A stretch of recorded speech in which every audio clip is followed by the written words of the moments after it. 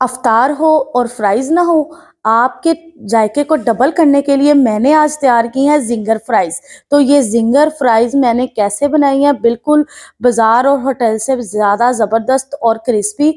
जल्दी से आपने हमारी पूरी वीडियो को एंड तक देखना है, मैंने सब कुछ उसमें बता दिया है। बिस्मिल्लाहिर्रहमानिर्रहीम, अस्सलाम वालेकुम, वेलकम टू आवर चैनल आज समी फूड सीक्रेट्स। तो इससे पहले कि हम अपनी रेसिपी को स्टार्ट करें, मैं लाई हूँ आज आपके लिए स्पेशल अफ्तार स्पेशल रेसिपी है ये, और आपने इसे लाजमी ट्राई करना है मेरे कहने पर। तो इससे पहले हम रेसिपी को स्टार्ट करें, जल्दी से हमारे चैनल पर जो नया है वो हमारे चैनल को लाइक करें, सब्सक्राइब करें, कमेंट करें, और वीडियो अच्छी लगे तो शेयर कर दें, और वीडियो को पूरा एंड तक देखें ताकि जो भी मैं आपको बताना चाहती हूँ वो मैं आपको अच्छी तरह बता दूँ। तो आए मेरे साथ, हम वीडियो को स्टार्ट करते, टाइम को बिल्कुल भी वेस्ट नहीं करते। तो हम आज बनाने जा रहे हैं जिंगर फ्राइज, ऐसी फ्राइज के जो सिर्फ आप हमेशा बाजार से लेते हैं, अब आप घर में बनाएं और वो भी सस्ते दामों में, क्योंकि रमजान करीब है।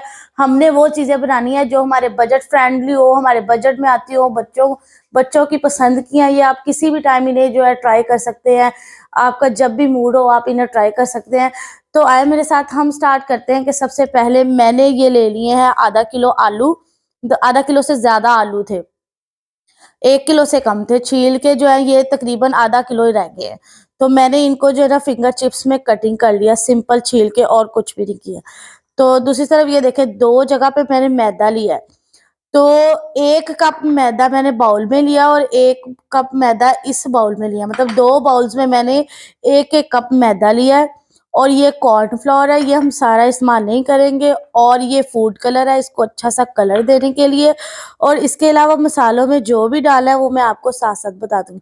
सबसे पहले आलूओं को क्रिस्पी करने के लिए मैंने इन्हें पानी में भिगो दिया था, और पानी में मैंने हाफ टी स्पून नमक का ऐड किया था। तो सबसे पहले आलूओं को स्टेन कर लें, इनमें से पानी को अच्छी तरह बाहर निकाल लेते हैं।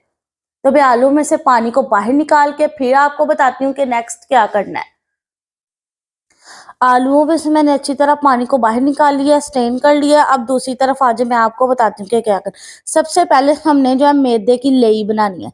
लेई मतलब मैदे को थोड़ा थिक रखना है, ज्यादा पतला नहीं करना। अच्छा, अब इसमें जो है मैं 1 टेबल स्पून भर के मैदे के अंदर कॉर्नफ्लोर का डाल रही हूँ। इससे हमारा जो क्रिस्प है ना वो बहुत ज्यादा क्रिएट हो जाएगा, इसके अंदर बहुत ज्यादा हो जाएगा। और बिल्कुल 1 चुटकी के बराबर, मतलब 1/4 टीस्पून जो है वो इसमें मैंने फूड कलर डाला है। और इसमें जो है हाफ टी स्पून हम चिली फ्लेक्स डालेंगे। इसके अलावा हम इसमें डालेंगे हाफ टी स्पून गरम मसाला। इसके अलावा हम इसमें डालेंगे हाफ टी स्पून जीरा। और इसके अलावा हम इसमें डालेंगे 1/4 टीस्पून हल्दी का, और 1/4 टीस्पून ही लाल मिर्च का। ठीक है।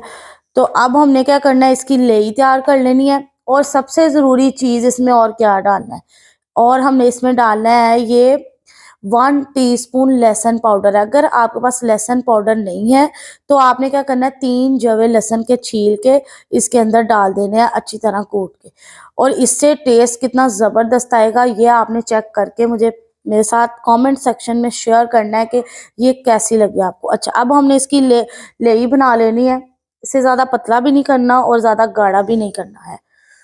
तो आपके सामने ही मैं इसे करूंगी। पहले चीजों को इसके अंदर मिक्स कर लिया, अब हम इसके अंदर पानी डालेंगे। मिक्सचर जो है इसका थोड़ा पतला बनाना है, लेकिन हो गाढ़ा। पतला इस तरह करना है कि वो आटा भी ना लगे, और गाढ़ा इतना रखना है कि जब हम फ्राइज को इसके अंदर डालें तो वो अच्छी तरह उसके ऊपर लग जाए।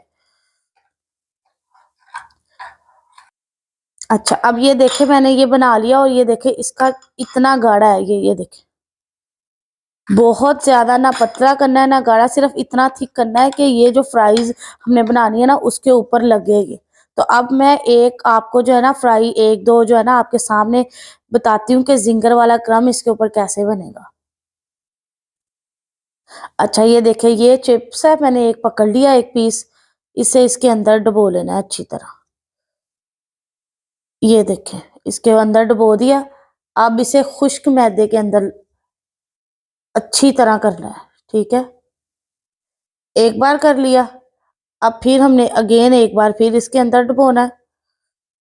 अगर आप ज्यादा जिंगर करना चाहते हैं फिर आपने 2 दफा इसे डुबो लेना है।